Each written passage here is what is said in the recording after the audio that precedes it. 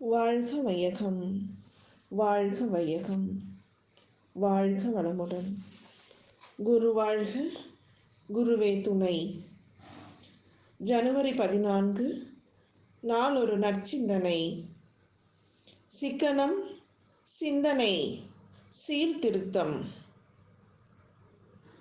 சிக்கனம் என்பதை முதலில் வைத்திருக்கிறேன், சிந்தனையை அதற்கு அடுத்து வைத்திருக்கிறேன்.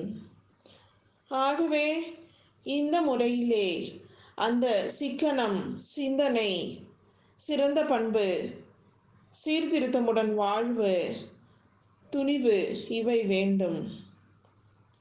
அப்படி வேண்டுமானால் குடும்பத்தில் ஒருவர் மட்டும் சிக்கனம், சிந்தனை, சீர்திருத்தம் என்று இருந்தால் போதுமா? போதாது. இதை உணர்ந்து ஒத்துக்கொள்ளக்கூடிய இருவரும் தெரிந்து கொள்ள வேண்டும்.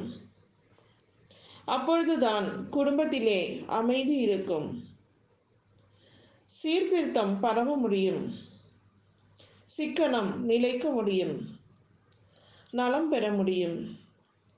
எனவே அந்த முறையிலே சிக்கனம், சிந்தனை, சீர்திருத்தம் இவையெல்லாம் குடும்பத்தில் நிலவ வேண்டுமானால் அந்த சிந்தனை ஆற்றல் பெருகுவதற்கு மனவளம்தான் வேண்டும்.